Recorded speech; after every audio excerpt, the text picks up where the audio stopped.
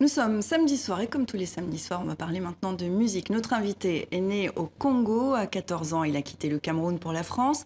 Et en 2015, il sort son premier album, Les Seigneurs de la Terre. Bonsoir Kibongo. Bonsoir. Merci d'être avec nous. Qui sont ces Seigneurs de la Terre? Les Seigneurs de la Terre sont d'une part, les musiciens qui m'ont suivi depuis ces 5 dernières années, qui ont cru à ce projet un peu fou, qu'on a mis un peu de temps à réaliser.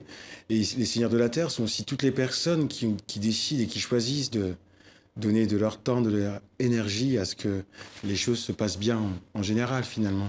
Et c'était une manière aussi de dire à tout le monde que vous en êtes aussi, vous. Ils le sont, les cadreurs. La personne qui garde devant en est un aussi. On est tous des Seigneurs de la Terre tant qu'on se consacre à faire que les choses se passent bien autour, à côté. Vous êtes un musicien engagé? Je ne sais pas, en tout cas, je m'engage. C'est le signe d'un engagement, en tout cas, d'être porté vers les autres. En tout cas, je m'engage à ce que je fasse se fasse bien. Si c'est ça être engagé, ouais, je le suis. Alors, pour comprendre votre musique, puisqu'on va parler de musique, évidemment, on va regarder un extrait de votre album, premier album, c'est Loin où tu t'en vas. On regarde. Je suis là où le soleil éclaire la lune, que la nuit ne soit pas inopportune. Voir du hasard, la coupe blanche part de fortune. Partout les ballons de sable d'eau, fait des dunes.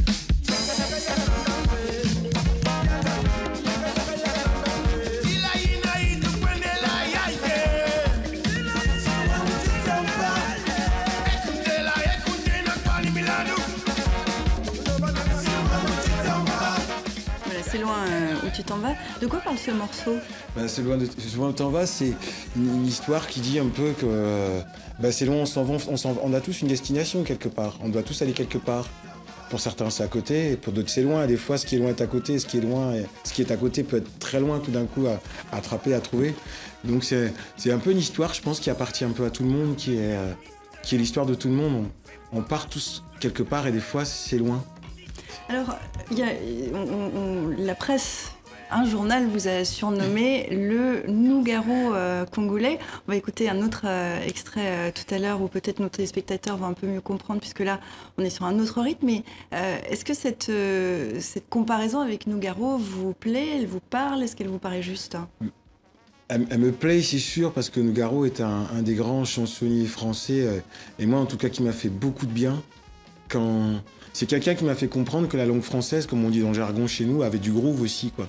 Parce que souvent on dit qu'on chante en anglais parce que ça sonne mieux, c'est plus rythmique, c'est plus facile à faire danser.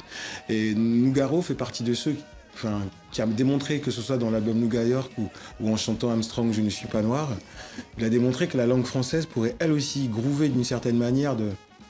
Et c'est quelqu'un que je respecte beaucoup. Et voilà, quand j'ai vu la dernière tournée qu'il a fait avant son grand voyage, où il était tout seul voir quelqu'un tout seul sur scène et puis qui juste avec des mots et une expression vous remplace l'orchestre en fait parce que c'est en lui, c'est lui et ça suffit. Moi je dis si je veux faire ça aussi. Alors Nougaro était un poète, Oui. donc il y a une dimension au niveau des textes aussi. Est-ce que ça c'est important pour vous?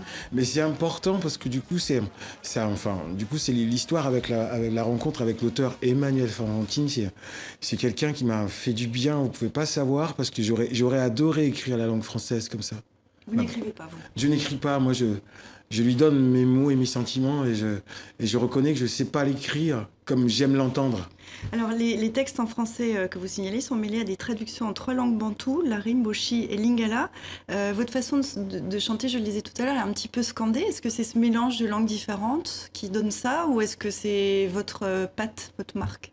C'est un peu des deux. Je pense que là, je parle la langue française pour que les auditeurs et tout le monde comprennent bien. Je vais parler avec le bon accent, la bonne cadence.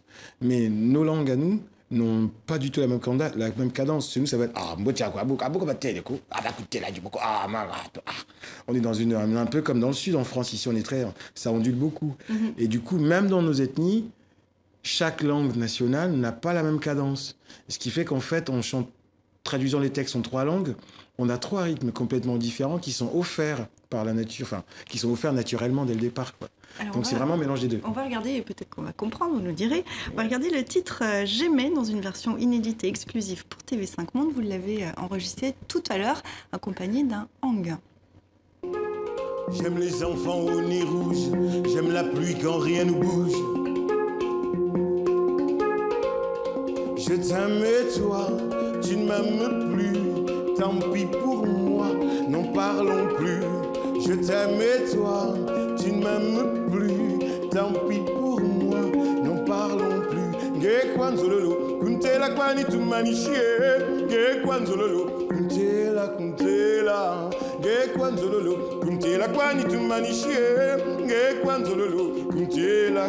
Des instruments modernes comme ça, mais aussi des instruments plus traditionnels dont vous jouez. Est-ce que finalement cet album est plus inspiré du fleuve Congo ou de cette Garonne chère à nous, Garot, que vous évoquiez? Je pense des deux, et même des 3, parce que du coup, entre les 2 fleuves, il y a un pont.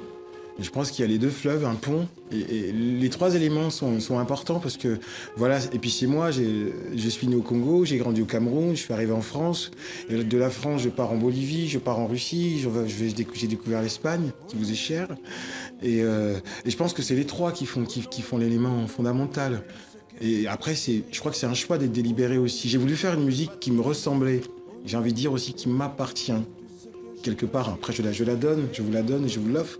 Mais j'ai voulu faire celle qui me ressemblait le plus et que je pouvais porter parce qu'elle est la mienne et elle est ma croix, parce que je l'accepte. Alors un dernier mot rapidement, puisque vous parliez de certains pays, est-ce que vous allez tourner en Afrique? Oui. Dites-nous. Rapidement. Oui. Bon, on part au FESPAM, enfin on est en train de tout faire pour l'organisation du FESPAM, le festival panafricain qui se passe à Brazzaville, que j'ai eu l'honneur de faire il y a 2 ans, et que du coup j'ai l'honneur à nouveau d'être invité pour un projet de création avec l'orchestre des Kibongis qui est à Kinshasa. Merci beaucoup. Merci beaucoup d'être venu sur le plateau de TV5 Monde.